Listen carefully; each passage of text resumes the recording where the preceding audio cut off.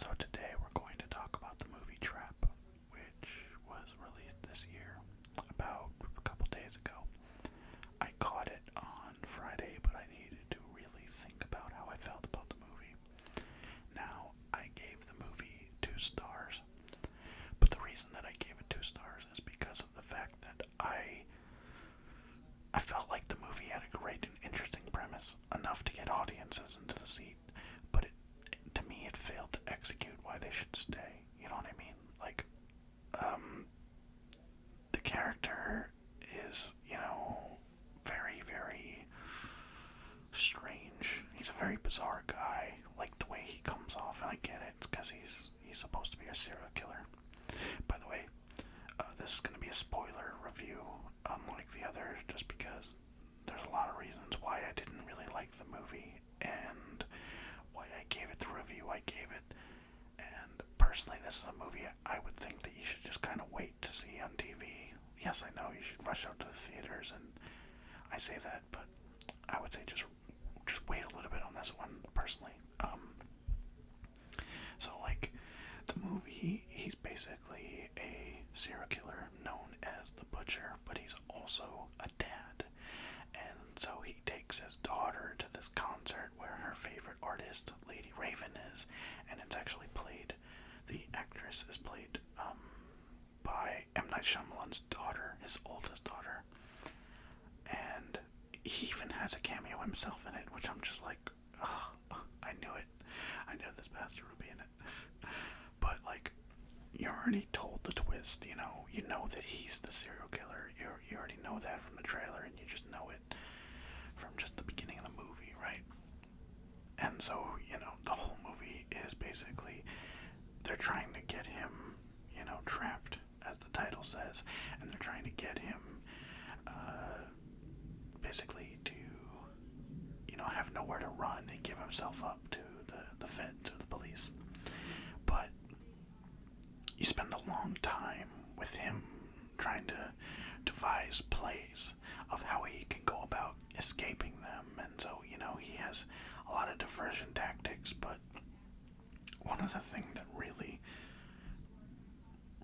was just like very bizarre to me was the character. Like, they have another character who's like feeding you information about who he is and the type of person he is, and is feeding you information about how he acts, and how, all of the people who were investigating him, or not investigating him, searching for him within this concert, they have to be wary of him because he's very sly, he has a lot of different tactics of getting away, and he does do these things.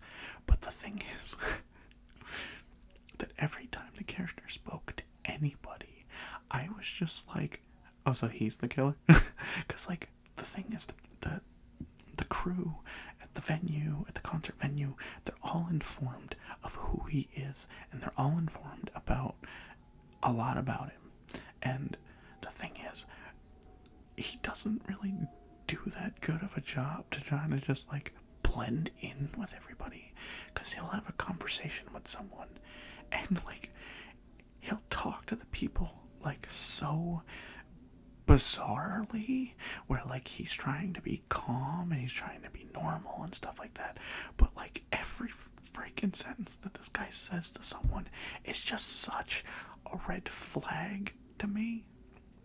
And, like, I literally was watching the movie and I was just like, if that guy spoke to me and I knew what we're doing here today, I would totally just be like, so it's that freaking guy. Because it really just, like, he's trying to be mysterious, he's trying to be whatever, but, like, even his own daughter comes up to him and talks to him like, Dad, are you okay? And he's like, yeah, everything's all good, baby, it's all good. He doesn't actually talk like that, but it's kind of like that, where he's just really, like, overly positive, and I'm just like, that's freaking suspicious. That's really, really suspicious. And, like, even, like, there's a part where he goes onto a roof after, a diversion that he does, and the police officers are there, and they're, like, talking to him, like, hey, what are you doing up here? And he's just like, oh, well, some stuff happened, and I'm a little scared, but, like, it's just the way that he speaks and the way that he talks to people is just so off-putting and just so weird that you're just like, that's the that's the guy we're looking for. Like, and there's just parts where you think that you're going to stay in the setting. Like, the trailers do a good job at showing you that the setting is in the concert area, but that isn't true. I felt like they they stay in the concert venue setting for about maybe 2/3 of the movie, but then when they go out of that, maybe in like Act 2, they like separate themselves from this, because they do some stuff that I'm just like, is that really what would happen though? Because like, basically he kidnaps the singer, because you find out that the singer is in on the trap for him, and you're just kind of like, okay. And then he just like tells the singer, like the freaking singer, he's just like, oh, if you tell people that I'm here, I'm the person you're looking for, by the way. If you tell people all of this stuff, I'll kill this random dude. And like, I get it, like, she's a very sympathetic character and everything, but honestly, the role of Lady Raven could have been played by anybody else. It feels like this movie is just a film reel for his daughter, if I'm really honest.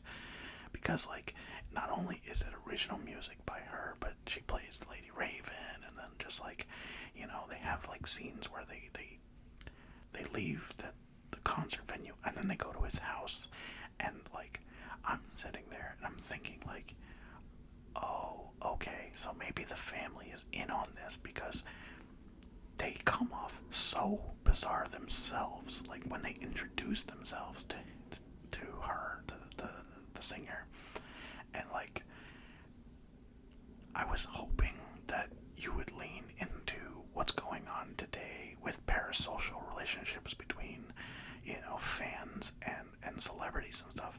And the reason I would have led into that is because it's a very relevant topic, and it's very important to address this when you're doing movies or whatever. Sometimes you have to take what's going on in society and incorporate it into your storytelling, because that makes for a better story. And so I was under the impression that, okay, we're going to lean into that direction. We're going to have it where the whole family is in on this. But they don't know. Apparently they don't know that he's whatever. But I literally was just like, I would have done this because, as an audience member, if I'm watching the daughter and the dad's interaction between each other, I'm literally like, that's weird that she's not acting weird towards her dad, because her dad's being freaking weird the entire movie. He's talking to her very, very odd. And it's not like he's like a divorced dad or anything. They're like a wholesome family, but like, I would have just really led into that. Like, I would have led into the fact that she understands him, and she understands why he's talking so weird, because she's in on the plan. But they don't go that route. Instead, it just becomes like a really cliched husband is a serial killer, Lifetime Tubi crime movie. And I feel like that's where the story really falls flat, is because of the fact that, like, you have this brilliant premise of a story taking place in a concert venue, something we haven't seen. And I will give so much credit to the cinematographer, because the cinematography in this movie is very good, and there are sequences that are very entertaining. I will give it that. There's even sequences where, he's trying to escape, and he puts on a disguise. He puts on a lot of disguises, actually, but like, eventually it just like leans away from the whole thing being at the concert venue, and it just even stops being about like the singer, and she just doesn't even matter to the story anymore. And then it just kind of just goes into a whole thing where it's just the police are coming for him, and basically like, the wife is just like, oh yeah, the reason why I knew that you were no good guy or whatever is because of the fact that you spoke to the neighbors in a weird way, and you lied like so perfectly. And yeah, then I followed you. And oh, here's another detail I forgot. He has a bunch of houses where he just like keeps his victims before he kills them. And then there's another strange, very, very strange interaction between him and Lady Raven, where Lady Raven like knows about him and is like, oh, I know you have like a troublesome relationship with your mother, and he's just like, how do you know that? And then like for some reason she decides she's going to start talking to him like I got it. She's trying to do a whole like Jason Voorhees thing here, but like she tries to talk to him as if she were his mother, and it's just so fucking cringe. Like, it's so cringe. I was just like, why are you doing that? That is, ugh. And it doesn't even work. It barely works. But, yeah, and just like you have this scene where Lady Raven's in a bathroom and she's going on, or her social media, and she's trying to save the guy, and, she's trying to escape, and basically, like, he's trying to get her out of the bathroom, and the family's arguing outside and everything. I literally was just like, you're a guy known for twists. If there was ever a place for you to put a twist that the audience wasn't ready for, this is where you do it. Where you do it where the whole family is in on his schemes. Because then it just becomes schlock. It's just the same old shit. Like we've seen it before. And that's what disappointed me. I know a lot of people were just like, well, I enjoyed the movie. And it's like, yes, I'll give it that. The first act and maybe part of the second act are enjoyable. But the third act fails to stick the landing because it just, nothing happens. Nobody dies, nobody gets killed. He doesn't really harm anybody apart from one woman, but that's it. And then, like, the rest of it is just him having a conversation with his wife, and, then, like, the psychiatrist character, or whatever the hell she's supposed to be for the feds, or whatever, they're, like, we're gonna arrest him, and then they do, and then, like, they're able to do it because the wife, like, makes this pie or whatever, or cake, and she, like, poisons him, and, it's enough for him to just be numb, not enough to kill him, and basically, like, they arrest him, and then they let him, like, say goodbye to his daughter, and then, like, literally he's like, oh, let me go pick up my daughter's bike, and they're like, yeah, sure, okay, he's a fucking serial killer. He's a serial killer. You literally explain that he's a serial killer. You shouldn't let him touch anything, especially because of the fact that you talk about in the beginning of the movie that he's very smart and he's very, like, precise about his stuff. But, like, yeah, it ends with him just pretty much picking up the bike and then just freaking, like, taking a part of the tire. I forgot what you call it. But he takes a part of the tire, and then basically it's him sitting in the back of a SWAT car or whatever, and he just, like, he's in a police vehicle, like one of those big armored ones, and pretty much he just breaks himself out, and movie cuts to black. But here's the part that, like, really, really was just like, in 2024, do people really still have physical concert tickets? I think everything is digital, but maybe, I don't know, maybe there are people who still are doing that. And then she's like, oh yeah, and I found a payphone, and I called them on the payphone, and I was like, a payphone? Do they still have those?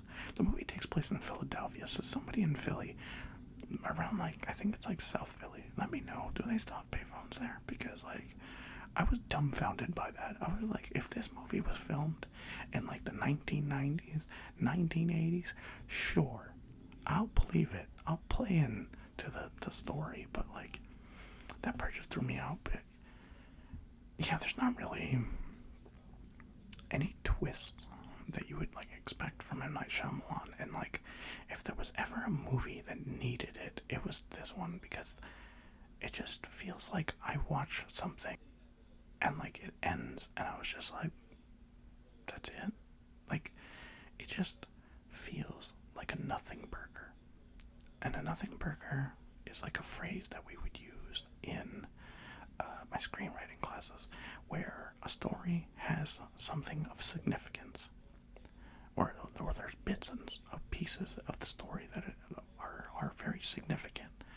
But when you look inside of it and you look at it deeper, it's nothing. It's literally, there's nothing there. And that's how I felt about this movie. I gotta call it like it is. This is not his best work. It doesn't even feel like it's his worst work either. It just feels really incomplete to me.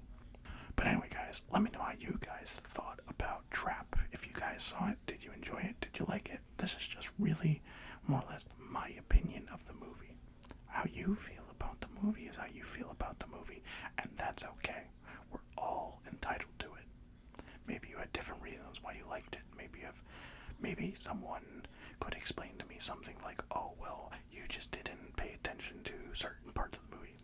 Yeah, if you guys want to go see this movie, by all means, go ahead. Anyway, stay tuned, guys, because I'm going to be doing a SummerSlam review. I'm just rewatching SummerSlam so that I could have more things to